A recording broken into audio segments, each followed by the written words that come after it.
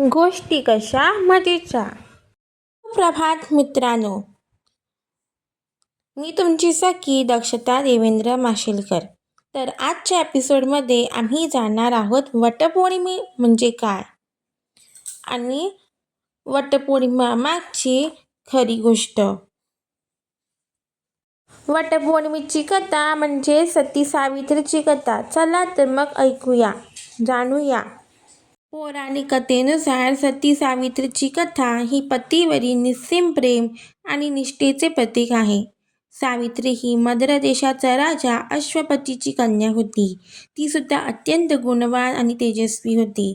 तिने स्वतःच्या पसंतीने आपला भावी पती अल्पायुषी असल्याचे कळूनही सावित्रीने धूम्रसेन राजा यांच्या मुलाशी म्हणजे पुत्र सत्यवान याची निवड केली. देवर्षी नारदांनी सावित्रीला सावध केले होते की सत्यवानाचे आयुष्य अल्प असून लग्नानंतर बरोबर 1 वर्षांनी त्याचा मृत्यू होईल. असे असूनही सावित्रीने आपल्या निर्णयावर ठाम राहिली. तिने सत्यवानाशी विवाह केला. विवाहानंतर ती आपल्या पती व सासरची मंडळी यांची मनोभावे सेवा करू लागली. लग्नानंतर 1 वर्ष पूर्ण होत आले तेव्हा सावित्रीने पुढे पतीचा मृत्यू समीप आल्याचे कळताच तिने ती रात्र कठोर व्रत केले. एके दिवशी सत्यवान जंगलात लाकडे तोडत असताना अचानक बेशुद्ध पडला आणि त्याचा मृत्यू झाला. तेव्हा यमधर्माने तिच्या पतीचे प्राणहरण केले. प्रत्यक्ष यमदेव जेव्हा सत्यवानाचे प्राण घेऊन चालू लागले ते पाहून सावित्रीही त्याच्या मागून गेली. यमदेवाने तिला परत जाण्यास सांगितले, पण सावित्रीने आपल्या बुद्धितेने आणि धर्माच्या गोष्टीने यमदेवाला प्रभावित केले आणि जेव्हा भक्ती व प्रसन्न होऊन तिला सावित्रीला सत्यवानाचे प्राण सोडून तिला 3 वर मागण्यास सांगितले. तर ती म्हणाली, सासू-सासऱ्यांची दृष्ट हरवलेले राज्य दृष्टी परत मिळावी आणि सर्वांचे आरोग्य चांगले राहावे आणि तिला स्वतःला 100 पुत्राची आई होण्याचे असे 3 वरदान मागितले.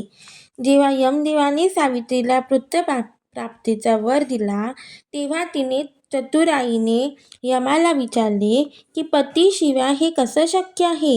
आपल्या वराच्या पेशात अडकल्यामुळे यमदेवाला सत्यवानाचे प्राण परत करावे लागले. तर अशा प्रकारे साक्षात यमदेवाला संतुष्ट करून मोठ्या युक्तीने पतीचे प्राण परत मिळवले.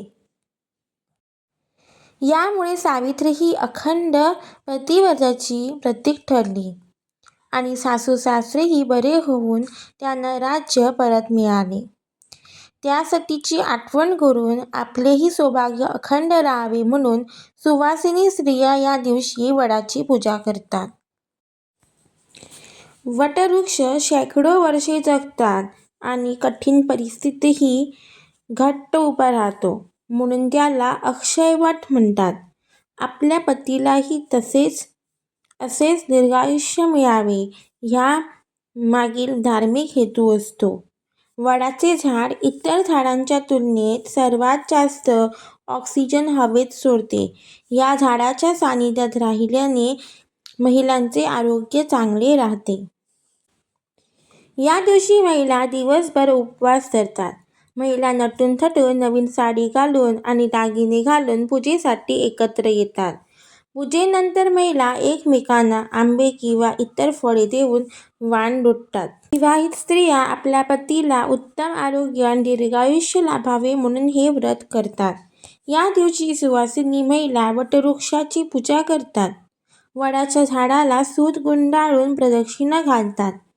हे व्रत महाभारतातील सावित्री आणि सत्यवान यांच्या कथेवर आधारित आहे.